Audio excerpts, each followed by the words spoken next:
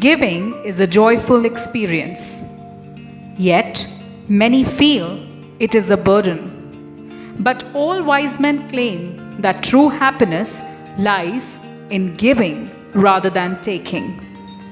Why then is the joy of giving experienced by some and not by others? Giving is to be understood in the light of the attitudes that we hold.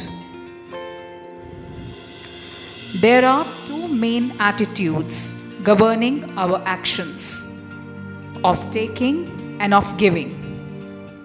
Most people in the world are takers. There is rarely a person who has an attitude of giving. Most of the time, we give with an attitude of taking. Thus, we are deprived of the true happiness which comes from giving. A true giver is one whose motive is to benefit the other person. He is one who identifies with the happiness of others. There is no thought of oneself. This is true giving. Such a person enjoys the supreme happiness and satisfaction that springs from this sort of an action. A woman complained that it was no use doing good to others. All her life, she claimed to having served her family and given to charities. But no one really cares, she moaned.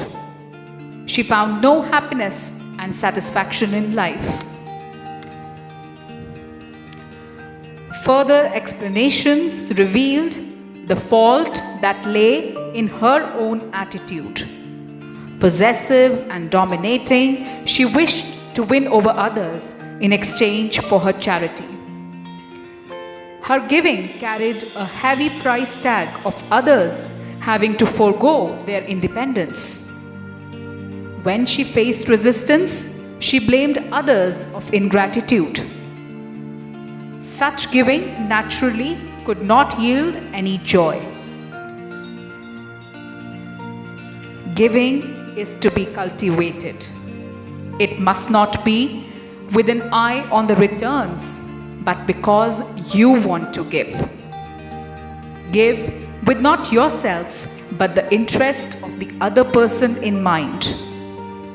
Giving with motives attached not only cancels one's own happiness, but also burdens the receiver.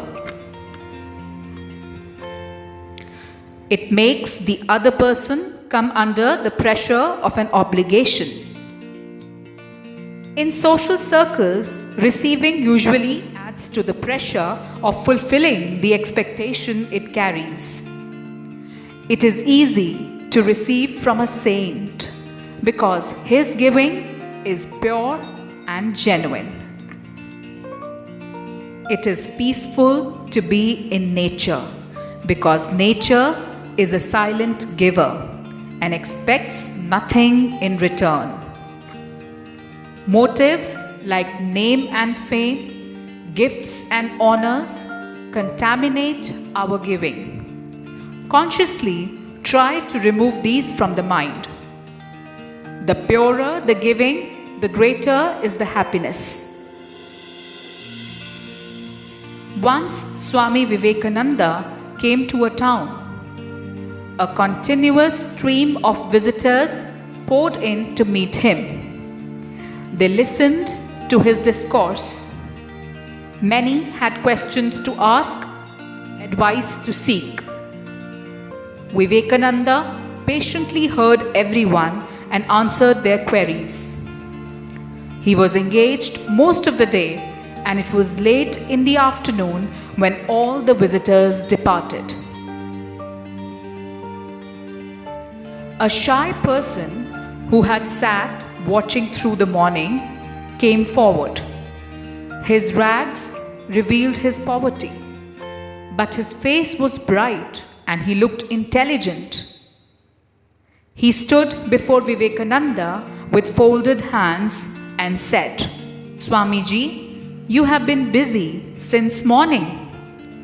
You have talked and not had even a piece of bread or a drop of water.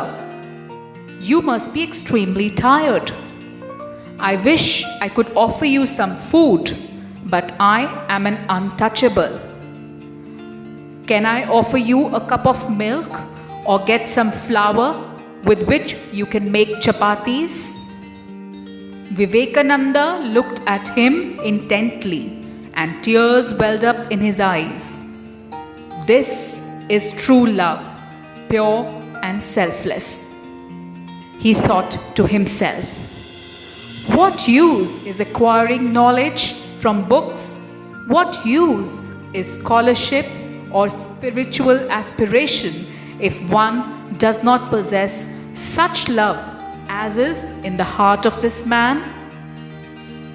Needless to say, Vivekananda dined with that man. It is not so important what or how much one can give. What really counts is the attitude with which one gives. That determines the joy one experiences. Thank you for watching.